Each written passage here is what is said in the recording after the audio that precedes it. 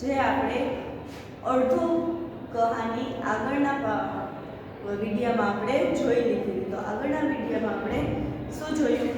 તો એક હતા બાબા ભારતી અને તેને પોતાનો ઘોડો ખૂબ જ પસંદ હતો અને તે ઘોડા એટલો બધો સુંદર હતો કે તેની એમ કે બધે જ ચારે ઓર એની ચાહના ખૂબ જ હતી. તો તેના વિશે એકવાર ખડકસિંહ સાંભળે છે અને તે ઘોડાને જોવા માટે બાબા ભારતી પાસે આવે છે અને બાબા ભારતીને કહે છે કે આ ઘોડો હું તમારી પાસે નહીં લેવાડું અને હું એને અહીંયાથી લઈ જઈશ.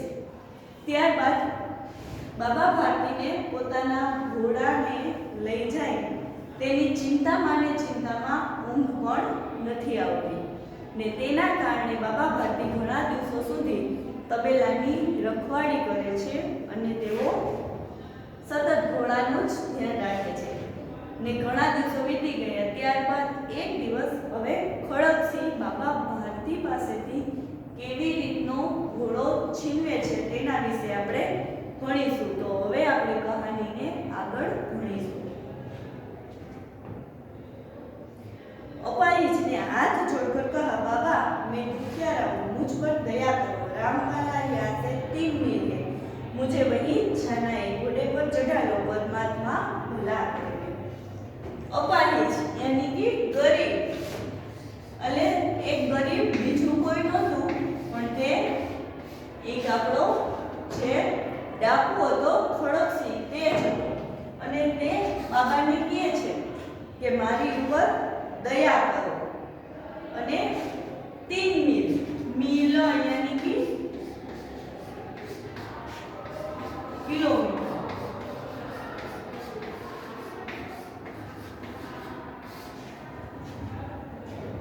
એટલે કે છે કે પોતાને રામવાલા નામના ગામમાં જવું છે અને તે અહીંયાથી 3 કિલોમીટર જ દૂર છે અને હું એમ કે હાલી શકું એમ નથી. એટલે કહે છે કે મને આ ઘોડા ઉપર બેસાડી લો ને તમે મને આ ઘોડા ઉપર બેસાડશો તો પરમાત્મા તમારું ભલું કરશે. વह तुम्हारा कौन है? दुर्गादत्त वेद का नाम सुना हुआ उनका सोतेला पहलू. એટલે બાબા ભારતી એને પૂછે છે કે ત્યાં તારું કોણ છે? તો કે એક દુર્ગાદત્ત નામના ત્યાં વેદ છે અને તેનો હું સોતેલો ભાઈ કેને કહેવાય ખબર છે? તો કે ટૂંકમાં એમ કે એના બેના પપ્પા એક હોય અથવા તો બેના મમ્મી એક હોય એને કહેવાય સોતેલો ભાઈ. એટલે કે છે કે ઈ મારો સોતેલો भाई છે. बाबा भारती ने घोड़े से उतरकर अपाहिज को घोड़े पर बैठा लिया और स्वयं उसकी लगाम पकड़कर धीरे धीरे चलने लगे. सहसा उन्हें एक झटका सा लगा और लगाम हाथ से छूट गई. सहसा एक यानी कि अचानक.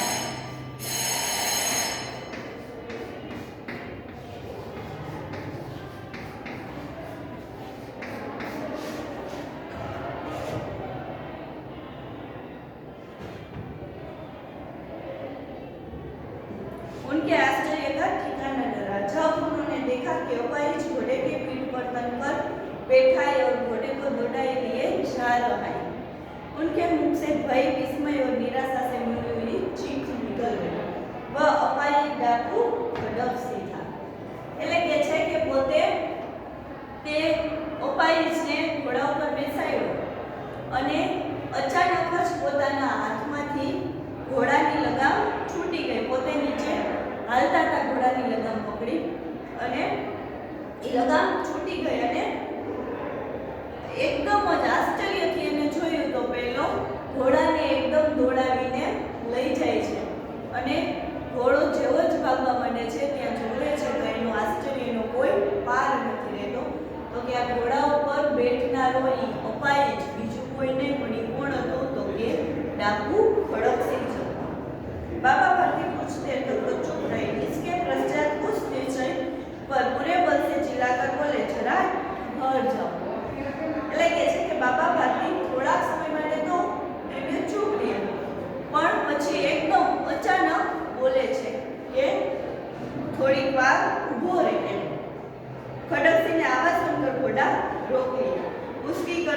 प्यार से हाथ फेरते हुए कहे बाबा जी ये घोड़ा अब न उगा એટલે કે છે બાબા ભારતીએ રોકવાનું કીધું તો ખડકસિંહ રોકાઈ જાય છે અને ઘોડા ઉપર હાથ ફેરવતો કહે છે કે હવે આ ઘોડો હું તમને નહીં દઉં મગર એક બાર સુનતે જાઓ खड़क सिंह ठहर गया बाबा भारती ने निकट जाकर उसके और ऐसी आंखों से देखा जैसे बकरा कसाई की ओर देखता है એટલે કે છે કે ખડકસિંહ બાબા ભારતી એની ખડકસિંહ ઊભો રહ્યો એટલે બાબા ભારતી એની બાજુમાં જાય છે ને એ કે બાબા ભારતી એની સામે એવી રીતનું જોયું કે બકરા કસાઈ ગયો એટલે કે છે બકરાને કાપનારો હોય તો બકરી એના સામે કેવી રીતનું જોવે છે એવી રીતના કે બાબા ભારતીએ ખડકસિંહ સામે જોયું फिर कहा यह घोड़ा तुम्हारा हो चुका मैं तुमसे इसे वापस करने के लिए नहीं करूंगा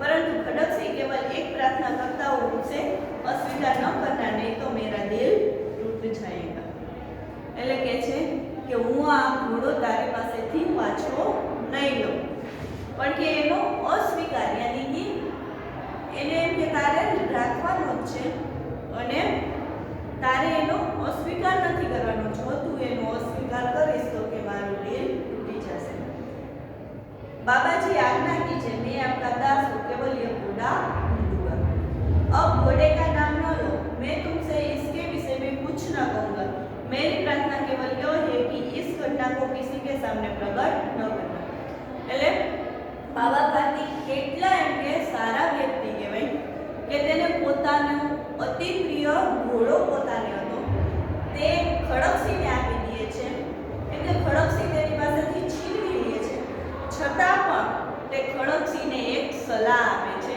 કે તે જે રીતે એમ કે મારી પાસેથી આ ઘોડો છીનવો છે એ વાત આપણા બે સિવાય બીજા કોઈને ખબર ન પડવી જોઈએ खड़क का मुंह आश्चर्य से खुला हो गया उसका विचार था कि उसे घोड़े को लेकर यहाँ से भागना पड़ेगा परंतु बाबा भारती ने स्वयं उससे कहा इस घटना को किसी के सामने प्रकट न करना इससे क्या प्रयोजन सिद्ध हो सकता है खड़क सिंह ने बहुत सोचा बहुत सिर मारा परंतु कुछ समझ न सका हार कर उसने अपनी आंखें बाबा भारती के चेहरे पर गड़ा दी और पूछा बाबा जी इसमें आपको क्या डर है એટલે કે છે કે ખડકસિંહને તો એમ હતું કે બાબા ભારતી આ ઘોડો મારી પાસેથી લઈ લેશે પણ એની બદલે બાબા ભારતીએ તો ઘોડા એમ કે આ વાત તો કોઈને ખબર ન પડે તે કહેવાનું કીધું અને તેનાથી એમ કે ખડકસિંહને તો ખૂબ જ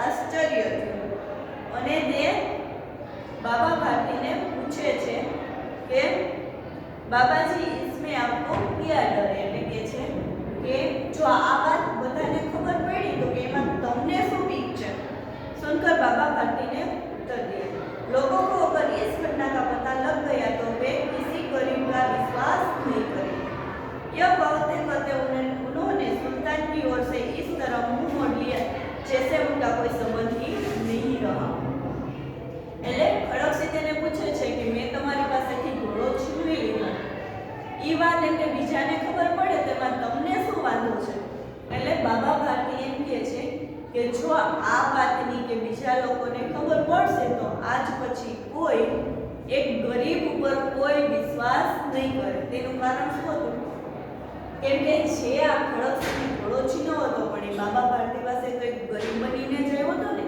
એટલે એમ કે આવી રીતના જો તમે ડાકુ લોકો કરશો ને બધાને ખબર પડશે તો કે બીજી વાર કોઈ એમ કે આવી રીતના ગરીબ ઉપર વિશ્વાસ નહીં કરે એટલે કે આ વાતની બીજા કોઈને ખબર ન પડવી જોઈએ અને એટલું કહી અને બાબા ભારતી એમ કે અહીંયાથી પાછા વળી ગયા बाबा भारती चले गए परंतु उनके शब्द खड़क सिंह के कानों में उसी प्रकार गूंज रहे थे सोचता थी कैसे उसे विचार है पवित्र भावी એટલે કે બાબા ભારતી તો અહીંયાથી આટલું ખડકસિંહને કહીને ત્યાંથી વયા જાય છે પણ જે શબ્દો બાબા ભારતીએ ખડકસિંહને કીધા હતા એ એના કાનમાં એમ કે ગુંજા કરે છે એને સતત એમ થાય કે આ બાબા ભારતી શું બોલીને ગયા અને તે સતત વિચાર્યા કરે છે કે બાબા ભારતીના કેવા ઉચ્ચ વિચાર કહેવાય તેનો કેવો પવિત્ર ભાવના છે उन्हें इस घोड़े से प्रेम था।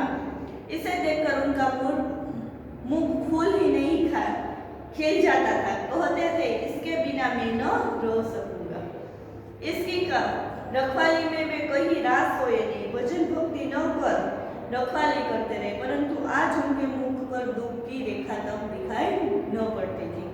उन्हें केवल यह ख्याल था कि कहीं लोग गरीबों पर विश्वास करना न छोड़ दें। ऐसा मनुष्य मनुष्य नहीं देवता है। यानी कि खड़गસિંહ કહે છે કે બાબા ભારતી કેવી વ્યક્તિ છે એમ, એને પોતાનો ઘોડો એટલો પ્રિય હતો કે પોતે એમ કહેતા કે હું મારા ઘોડા વિના રહી ન શકું, અને આજે તે પોતાના ઘોડો મારી પાસે દેખી અને પોતાના મુખ ઉપર જરા પણ દુઃખ વિના તેઓ ત્યાંથી વયા જાય છે ને એને એકમાત્ર એ જ ચિંતા છે કે કોઈ એમ કે ગરીબ ઉપર વિશ્વાસ નહીં કરે, એટલે કે આ વાત બીજા કોઈને નહીં કહેવાની કે આ મનુષ્ય કેવા કહેવાય। એ પછી ખડગસિંહ મનમાં પોતે જ વિચારે છે કે આ મનુષ્ય નહીં પણ શું કહેવાય, એક દેવતા છે। દેવતા यानी कि ભગવાન।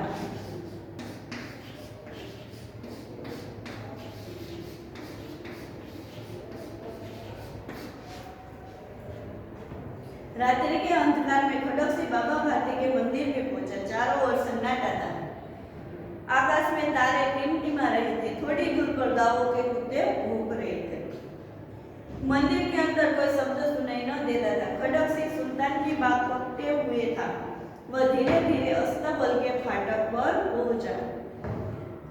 फाटक खुला पड़ा था। किसी समय वहां बाबा भारती स्वयं लाठी लेकर पहरा देते थे, परंतु आज उन्हें किसी चोरी किसी डाके का भय न था।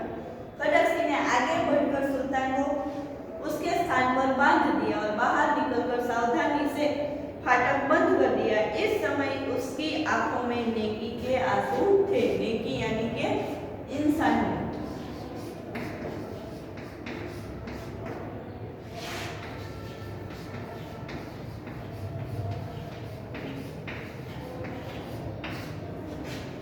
એટલે કે છે કે આ જે શબ્દ બાબા ભારતીએ ખડગસિંહને કીધું હતું એનાથી ખડગસિંહ પોતાના મનોમન એમ કે પોતાનું હૃદય પરિવર્તન થઈ જાય છે અને તે સાંજે એટલે રાતના સમયગાળા દરમિયાન પોતાનો જે પોતે ઘોડો ચોરી ગયો હતો તે પાછો બાબા ભારતીના તબેલામાં જઈ અને પાછો ત્યાં બાંધી આવે છે અને બાબા ભારતીને ખબર ન પડે એ રીતે ત્યાંથી પાછો પણ નીકળી જાય છે ને કે એ સમયે તે પણ પોતે રોતો હોય છે અને એના આંસુ જે આંસુ હોય છે એમાં એક તમને इंसानियत यानी कि मानवता જોવા મળે છે।